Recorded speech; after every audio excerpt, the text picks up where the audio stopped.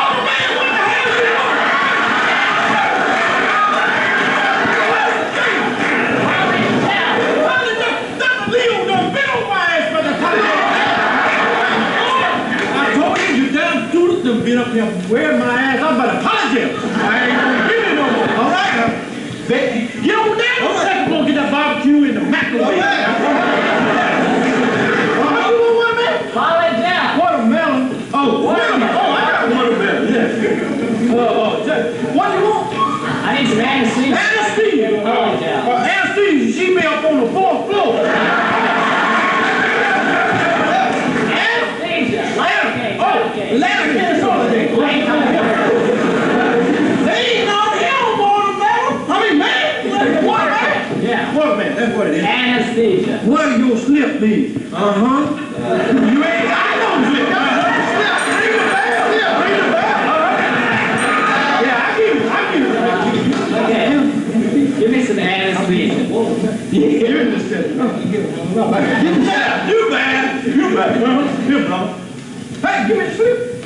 Uh-huh. You, Dr. Leo, you know you bad now. Yeah, you bad.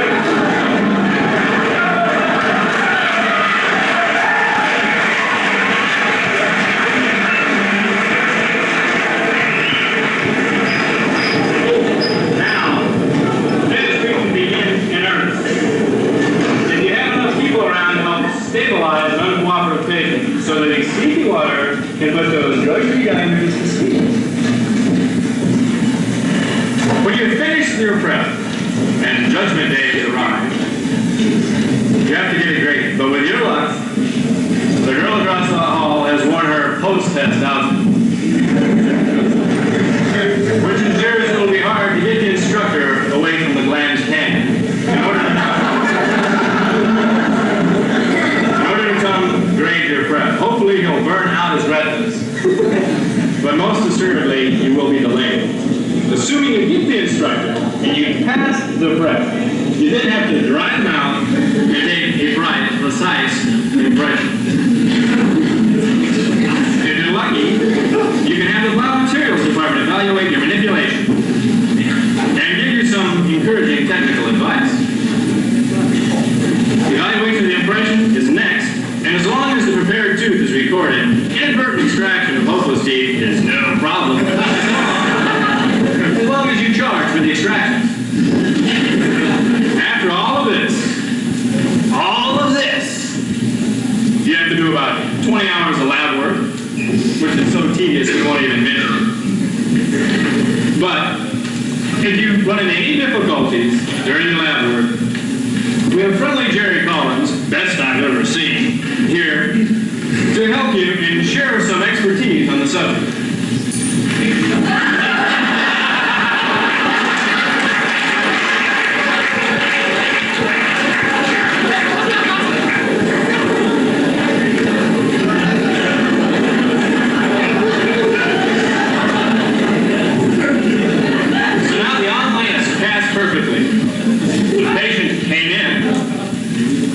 The tooth perfectly. All of this after you've had to starve, you paid all this money out, your girlfriend's cut you off because she doesn't believe the story about the 20 hours of lab work.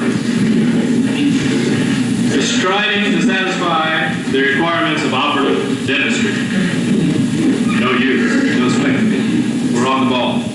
You think you're lucky because you're through with this one, right? You're through with this one. So you go, hey, sign this, right? Just sign this. Sign this off. That's all. Just sign right here. And I only need 2 more. And they look at you and they go, think we're going to sign this? Do you think they sign? No!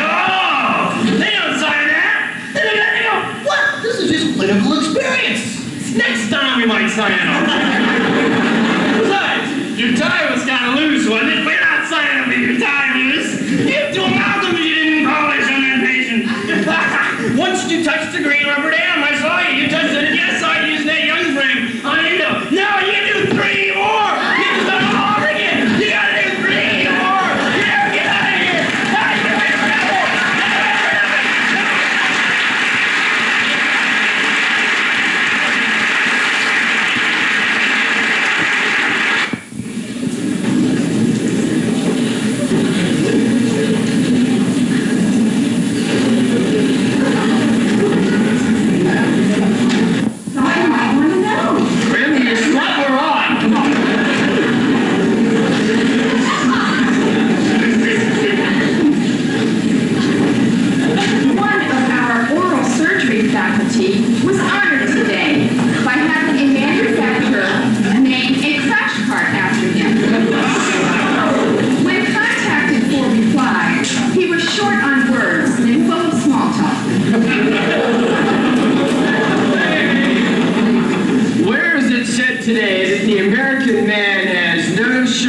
Towards women.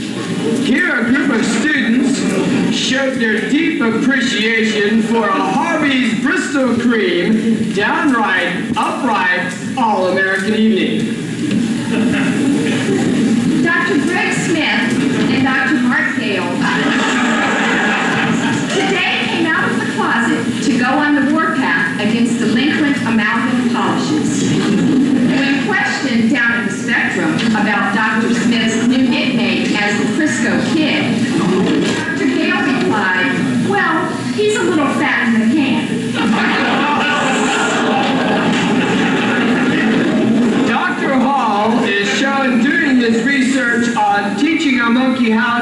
French kiss.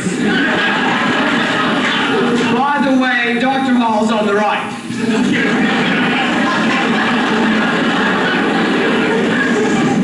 The College of Dentistry today announced the elimination of computer printout objective sheets and the institution of objective merit badges. Here, a proud student demonstrates his clinical progress.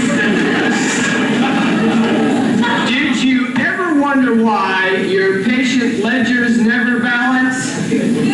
Seen here are the business office accounts rerouting the cash flow. Dr. Stout here demonstrates that old dentists never die. They just lose their pull. In keeping with the Florida statutes pertaining to no discrimination against handicapped patients, we are given a demonstration by faculty of how a one-armed man adjusts his articulator.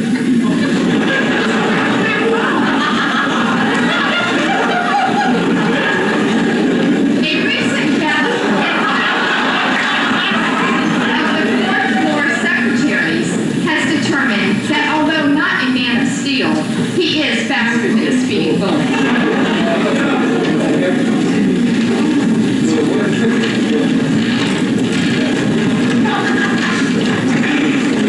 Dr. Bogman, I have a patient. He has a firm, white, sessile lesion on his tongue. I'm pretty concerned about it. Do you think you could take a minute to take a look at it? When in doubt, take it out.